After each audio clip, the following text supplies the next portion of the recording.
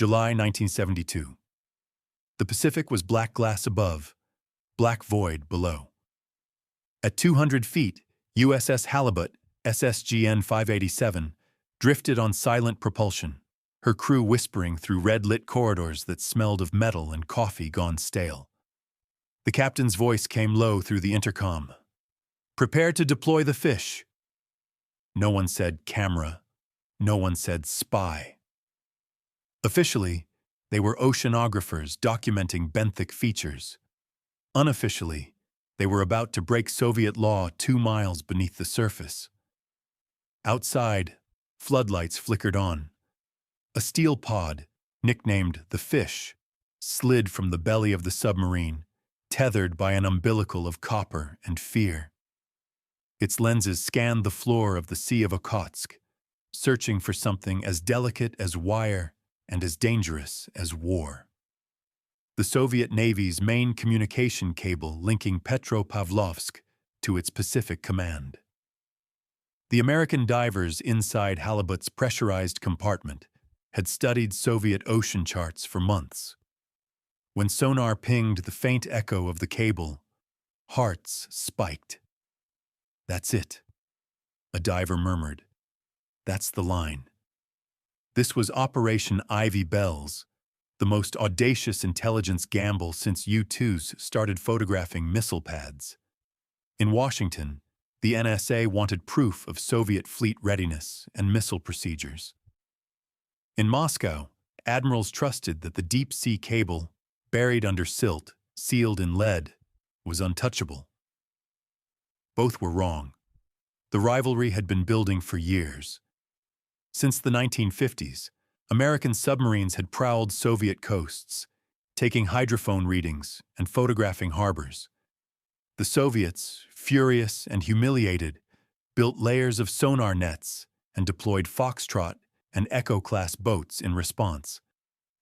But by the 1970s, the war moved downward into what one CIA analyst later called the realm of negative visibility. The ocean's depths offered what neither satellites nor spies could: access without evidence. Halibut was a relic refitted for the job. Originally a missile sub, she was gutted, re-equipped with side-scan sonar, manipulator arms, and deep-sea cameras designed by engineers at Mare Island and Bell Labs. Her official designation, Special Projects Vessel, meant only a handful of people even knew she existed. Crews joked that they were the ship that doesn't log miles. Their pay stubs came from shell offices with names like Underwater Engineering Group C.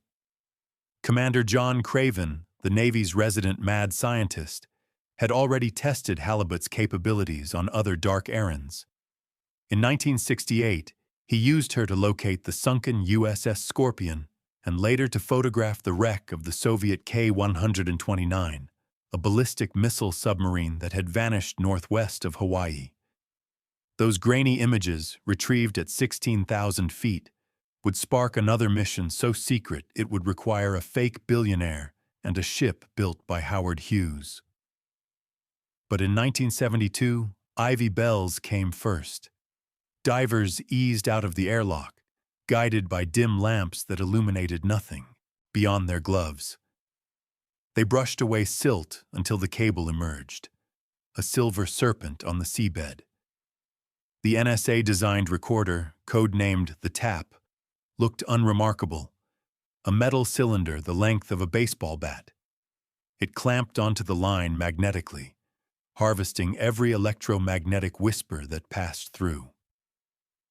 The device transmitted nothing. It only listened, storing data in sealed reels to be collected on the next mission. When Halibut surfaced under moonlight and raised her antenna, a burst of coded radio confirmed success. At Fort Meade, technicians soon heard voices they were never meant to hear. Soviet admirals discussing launch codes, reactor maintenance, even personal gossip. For the first time, the U.S. knew exactly how Moscow's Pacific Fleet thought. The success bred obsession. By 1973, the Navy formed a dedicated Special Projects Group within Submarine Development Squadron 5. Its motto was unofficial but apt: find what they hide. The unit operated from secrecy within secrecy, missions buried inside dummy logbooks, coordinates recorded as oceanographic transects. Each voyage pushed technology and nerve to the limit. Meanwhile, 6,000 miles away, the Soviet Navy was conducting its own deep-sea operations. Admiral Sergei Gorshkov, determined not to fall behind, expanded the Northern Fleet's intelligence arm, the 5th Directorate. Soviet mini-subs like the AS-12 Losharik and X-ray class prototypes were tested in the Arctic, designed to cut or intercept undersea cables if war came. Their engineers had no idea that American divers were already sitting on top of one. In 1974, the rivalry took on mythic proportions. The CIA, working with the Navy, launched Project Azorian, a plan to lift the sunken K-129 from 17,000 feet. The cover story was absurd yet brilliant. Billionaire Howard Hughes was mining manganese nodules. The ship built for it, Glomar Explorer, was the largest vessel of its kind, equipped with a claw the size of a building.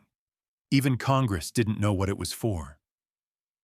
When the claw reached the wreck, it lifted a fragment before a mechanical failure snapped the structure.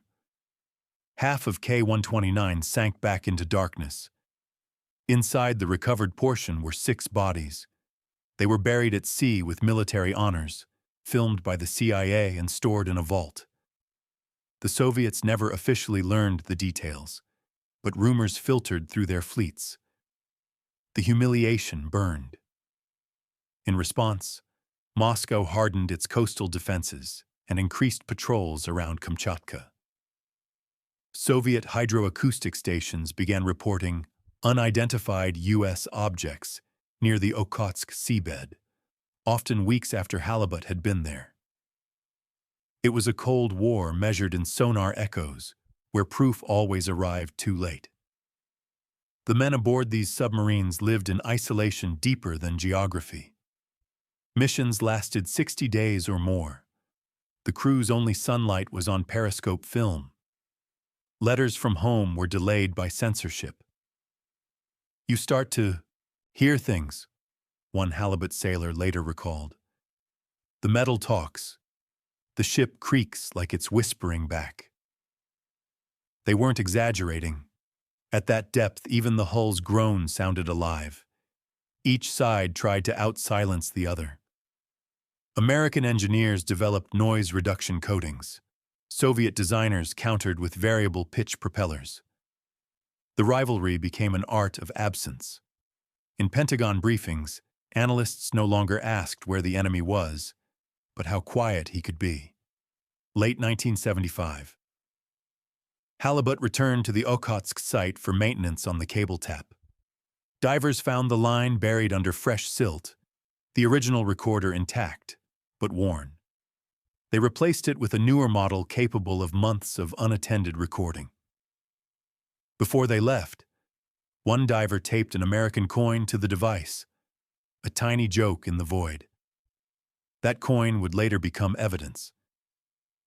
By then, the Cold War had found equilibrium on land, but was escalating beneath the sea. What neither superpower knew was that the most devastating breach in the undersea espionage game would not come from technology, but from betrayal. By 1975, the ocean itself had become a listening device. Every ping, every cavitation bubble, every pulse of sonar meant something to someone.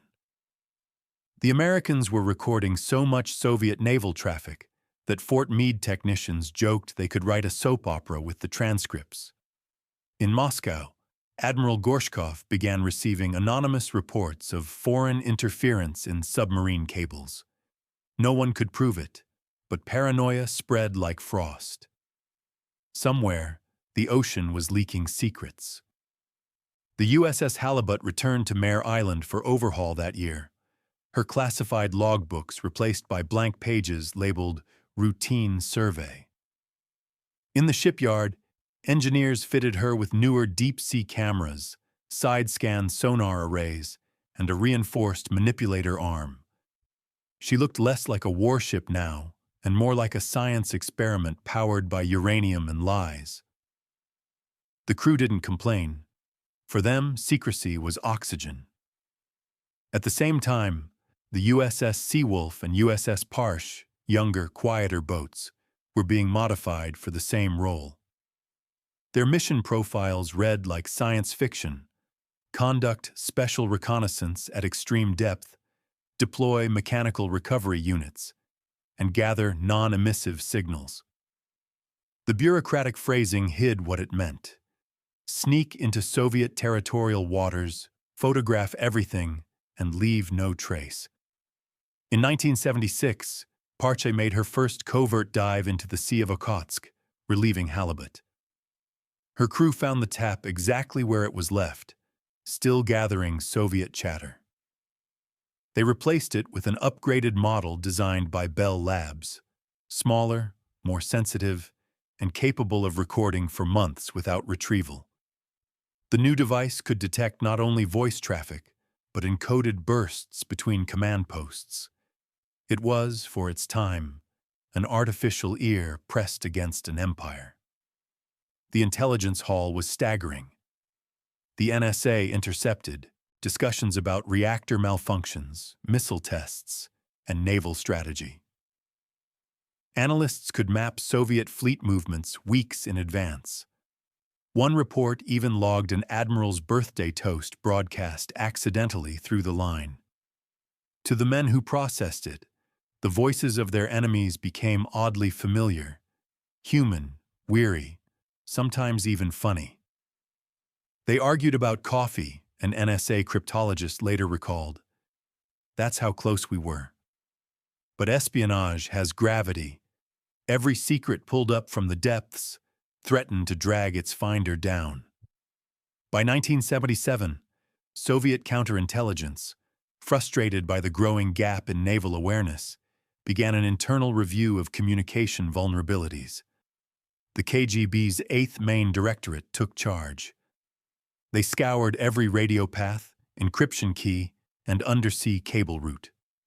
One report, classified Osobo Vajno, the highest level, mentioned the Sea of Okhotsk by name. That same year, the Americans extended their operations to the Barents Sea. The Arctic waters off Murmansk were so cold and dense that sonar signals could travel hundreds of miles. USS Parche trailed Soviet ballistic missile submarines under the ice, recording the rhythmic thump of propellers and cataloging them like fingerprints. Each sub had its own heartbeat, one sonar man said. You could tell who it was just by the pitch. While the Navy prowled the deep, the CIA turned inward, still haunted by the half-success of Project Azorian. The Glomar explorer's public cover story, Manganese Mining, had fooled few.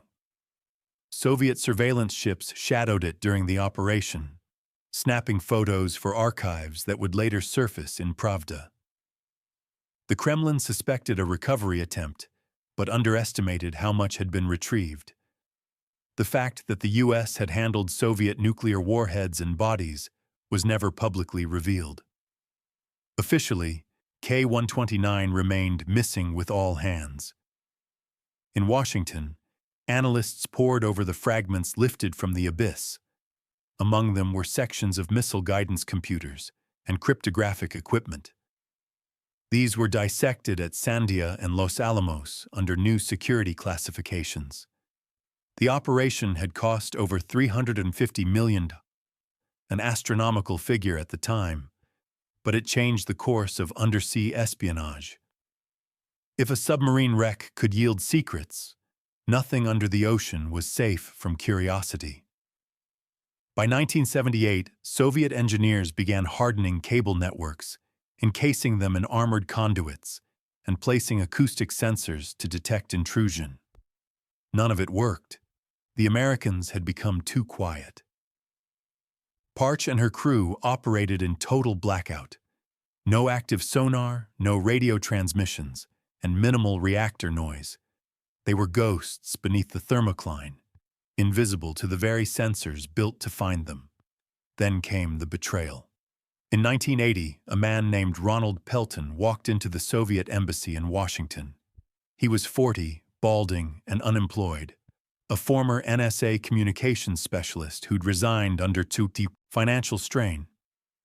In exchange for $35,000, he told the KGB everything he knew about the U.S. Navy's underwater taps, including Ivy bells. Pelton had memorized details rather than smuggled documents, an impressive feat and a catastrophic one. Within weeks, Soviet divers located the device in the Sea of Okhotsk. When they retrieved it, they found something strange. Taped to the casing was an American coin. Moscow took it as arrogance, proof that their enemies had mocked them in their own waters. The discovery enraged the Soviet Naval Command. The KGB staged photographs of the tap for internal briefings, labeling it U.S. aggression at sea. Ivy Bells was terminated immediately. The Americans learned of the compromise only later, through a defector. The NSA shut down the operation, ordered all remaining taps destroyed, and classified the entire program beyond top secret. Ships were scrubbed, files redacted, and every sailor sworn to lifetime silence. Inside the Pentagon, shock turned to paranoia. Who else knew? Could the Soviets have copied the technology? Within months, the U.S. launched a counterintelligence review that uncovered further leaks. Lesser ones, but enough to shake confidence in the system. The sea had ears, and some of them talked too much. The exposure marked the end of innocence for the silent service. Until then, submariners had believed that skill and silence were enough to keep them safe. Pelton's betrayal proved that espionage didn't need sonar to find its mark. It only needed desperation. The cable tap itself was displayed in a Moscow intelligence museum for a time, then quietly removed. Its existence remained officially denied by both nations for decades, yet the rivalry did not end. In 1981, the USS Parche was refitted again.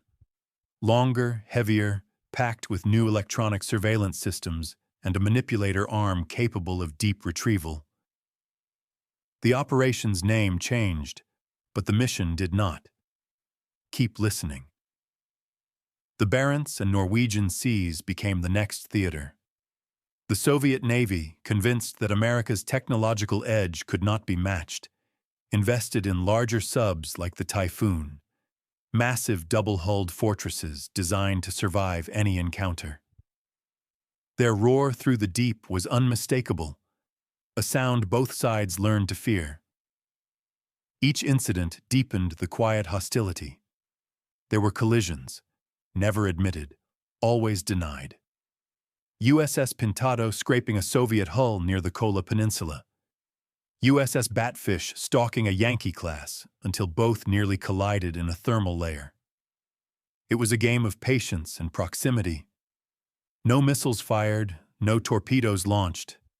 Just machines shadowing machines, their crews aging in darkness. By the close of the decade, the seafloor was littered with artifacts of this invisible war. Fragments of sensors, lost drones, discarded sonar buoys, and sometimes entire subs that never came home. To casual observers, the ocean looked untouched. To those who listened, it was full of echoes. In 1981, Parche returned from her last Okhotsk mission under full radio silence. The crew, gaunt and exhausted, learned only upon docking that Ivy Bells was gone for good. Their achievements, sealed in classified vaults, would remain unknown for 30 years. The medals they received bore no description. Meanwhile, in Moscow, Pelton's information was being processed by the KGB's technical branch. They analyzed the recovered tap, copied what they could, and filed the rest. The irony was exquisite. In learning how Americans listened, the Soviets discovered how little they truly understood about the ocean that surrounded them. The abyss had been both battlefield and teacher. The 1970s intelligence war ended not with a clash, but with silence restored. Yet every ship that followed, every sub that ventured into deep water, carried its legacy. The rivalry had reshaped naval doctrine, rewritten intelligence priorities, and proved a terrible truth. The closer one gets to total knowledge, the less one sleeps. The 1980s began with a silence no sonar could break. After the exposure of Ivy Bells, both navies withdrew into themselves, wounded predators nursing their pride. The American submarine force tightened security, while the Soviets obsessed over eliminating every imagined gap in their defenses. The Undersea Espionage war hadn't ended. It had gone deeper, quieter, and infinitely more paranoid. At Pearl Harbor's submarine base, USS Parche was quietly lengthened by 31 feet. The addition wasn't cosmetic. It concealed a new generation of surveillance gear, digital processors, magnetic imaging sensors, and a retractable bay for robotic fish. Engineers joked that she could hear a pin drop in Vladivostok. But the joke wasn't far from truth. The vessel's new mission: recover and install acoustic pods on seafloor targets across the Soviet perimeter. Officially, these were environmental recorders. Unofficially, they were ears. Far north, the Soviet Northern Fleet was building monsters. The Typhoon class, or Project 941 Akula, was twice the size of any American submarine. 2 hulls side by side, each with its own reactor. Inside were missile tubes capable of ending continents. Western analysts called them cities of steel. They were engineered not for stealth, but for intimidation. When one surfaced through Arctic ice in 1982, U.S. satellites captured the image: a gray leviathan exhaling steam into the polar sky. The photograph became an obsession in Washington. "We built ghosts," one naval historian wrote later, "and they built gods." In the wake of Ivy Bells, the U.S. shifted focus from tapping communication lines to tracking movement. Operation Holy Stone, a series of missions run through the 1980s, tasked subs like USS Kavala, USS Seawolf, and USS Parche to trail Soviet boomers in their patrol zones. The objective wasn't combat, but continuity. Know where every missile sub was, at every hour, without being detected. Crews spent weeks at periscope depth, barely moving, the hull vibrating with suppressed noise. The work was as tedious as it was dangerous. You sit in the dark, breathe filtered air, and wait for a sound that could kill you, said a sonar chief decades later. When it comes, you feel it in your ribs before your ears. Soviet captains, equally on edge, had standing orders to ram any unidentified contact that lingered too close. It was a deterrence policy written in collisions. The Soviet response to the American cable tap scandal was twofold: technological and psychological. On the tech front, they developed ocean surveillance systems, networks of sonar buoys and seafloor arrays modeled on the U.S. SOSUS grid.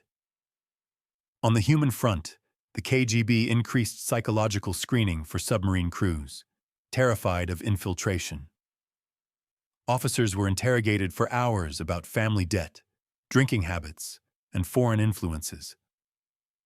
A nervous generation of sailors grew up in the shadow of Pelton's betrayal, seeing spies in every sonar glitch. In 1983, during one tense patrol under the polar ice, USS Pintado collided with a Soviet Delta-class submarine. Both survived, but the impact nearly crushed Pintado's bow.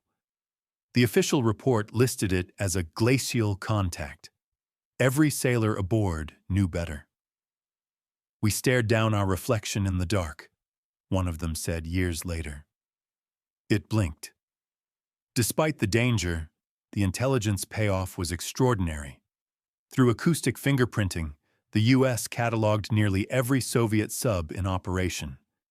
Their unique engine harmonics were filed into digital databases, allowing analysts to identify a class, and sometimes even a specific vessel, by sound alone.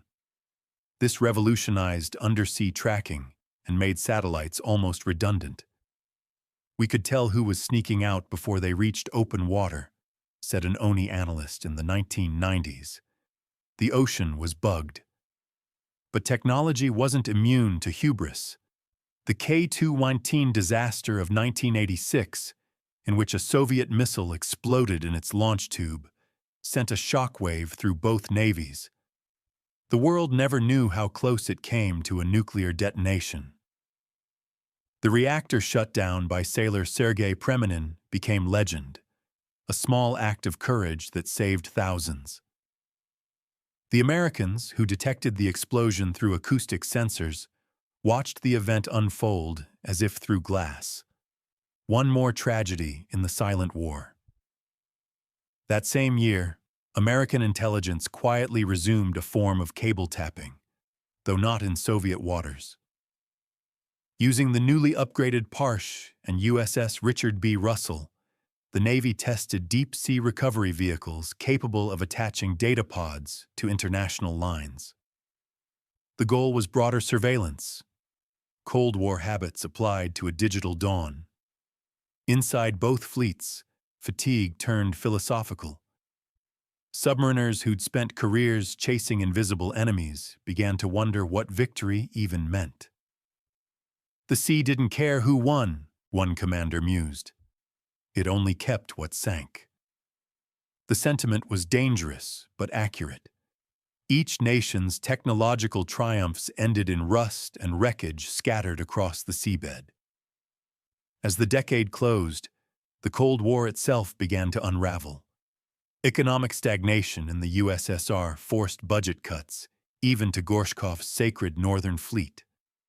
Some Typhoon subs returned to port for good, their crews reassigned or dismissed. In America, attention shifted to missile defense and computer warfare. The abyss fell quiet again, but not empty.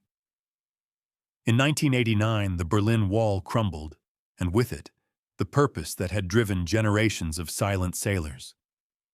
That year, USS Parche conducted one of its final classified missions under the ice. Details remain sealed, but debriefing notes describe recovery of foreign acoustic instrumentation. Translation: retrieving the ghosts of a war that had already ended. For the men who served, the aftermath was surreal. No parades, no medals with names, just discharge papers with blank mission lines. Families were told their loved ones had done technical research. Some never learned the truth. One officer kept the patched emblem of Halibut framed on his wall, the ship's motto stitched in faded thread: "Silent alone, deadly together." The psychological toll surfaced slowly. Studies in the 1990s revealed elevated rates of anxiety, claustrophobia, and hearing loss among Cold War submariners.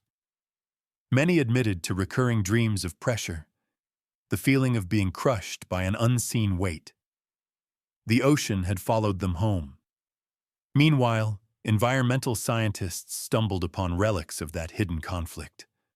Sonar buoys frozen in Arctic ice, magnetic pods corroding in the Barents, and cables with unexplained scars. Each discovery hinted at an age when espionage required oxygen tanks and nerves of steel. When the archives finally began to open in the 2000s, fragments of Ivy Bells and Azorian filtered into public view. Redacted documents confirmed the impossible. Yes, America had tapped Soviet lines. Yes, it had raised a submarine from the abyss. Yes, both sides had risked global war for whispers. The scale stunned historians. It was espionage at the edge of physics, one wrote. Today, the technology born from that rivalry shapes the modern undersea world. Fiber optic cables crisscross the globe, carrying the same kind of traffic Halibut once eavesdropped on. Nations build autonomous submarines, digital heirs to the steel leviathans of the Cold War. The abyss remains full of echoes, only now they hum with data instead of fear. For those who remember, the memories are quieter than ever. A retired sonar operator described it best. The ocean still talks. You just have to know what to listen for. His words could have been written in 1972 or yesterday. The rivalry that defined undersea espionage never truly ended. It simply changed frequency. And somewhere under a few miles of water, in the eternal dark, a metal cylinder still sits in the silt, its reels long silent, but its secret intact. The sea keeps everything.